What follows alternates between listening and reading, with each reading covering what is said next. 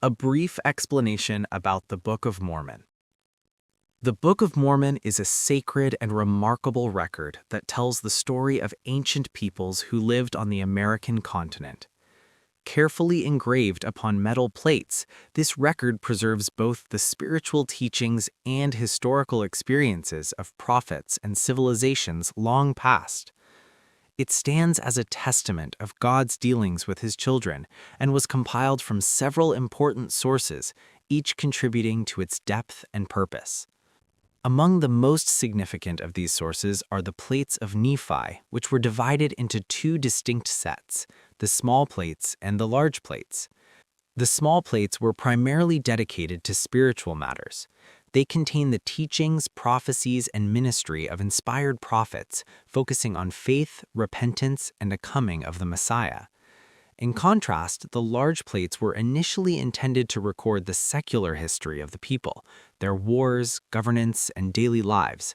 However, beginning around the time of King Mosiah, these large plates also began to include important spiritual events and revelations, blending history with divine guidance. Another major source is the Plates of Mormon. Mormon, a prophet and historian, was entrusted with the responsibility of abridging the extensive records found on the large plates of Nephi.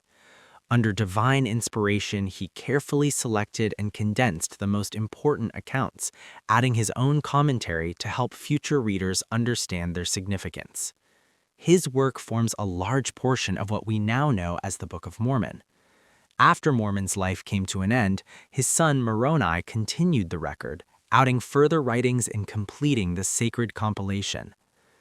The Book of Ether is another key component. It contains the history of an ancient people known as the Jaredites, who lived long before the Nephites. This record was also abridged by Moroni, who included his own insights and reflections. By incorporating the Jaredite history into the larger narrative, Moroni provided a broader perspective on God's dealings with different civilizations. Additionally, the plates of brass played an essential role in shaping the content of the Book of Mormon. These plates were brought from Jerusalem by the prophet Lehi and his family around 600 BC. They contained the 5 books of Moses, a record of the Jewish people up to the time of King Zedekiah, and the writings of many prophets. Because of this, the Book of Mormon includes numerous quotations and references to biblical prophets, such as Isaiah, as well as other prophetic writings not found in the Bible.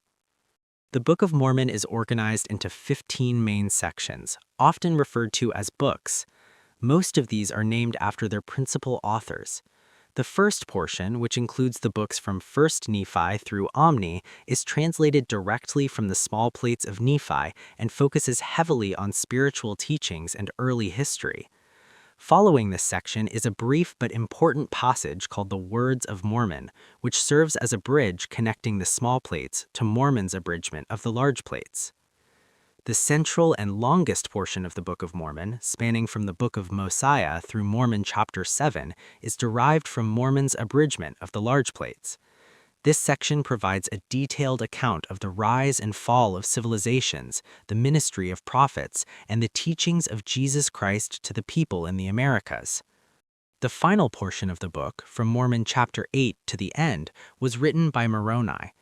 After completing his father's record, Moroni added the Book of Ether and his own concluding writings, known as the Book of Moroni. These final chapters include important teachings, instructions, and testimonies meant to guide future generations. Around AD 421, Moroni, the last surviving Nephite prophet, completed the record. Understanding its secret importance, he sealed the plates and hid them, trusting that they would come forth in a future time according to God's will. Centuries later, in 1823, Moroni, now a resurrected being, appeared to the prophet Joseph Smith and eventually delivered the plates to him, making it possible for the Book of Mormon to be translated and shared with the world. The edition of the Book of Mormon we have today includes features designed to help readers better understand the text.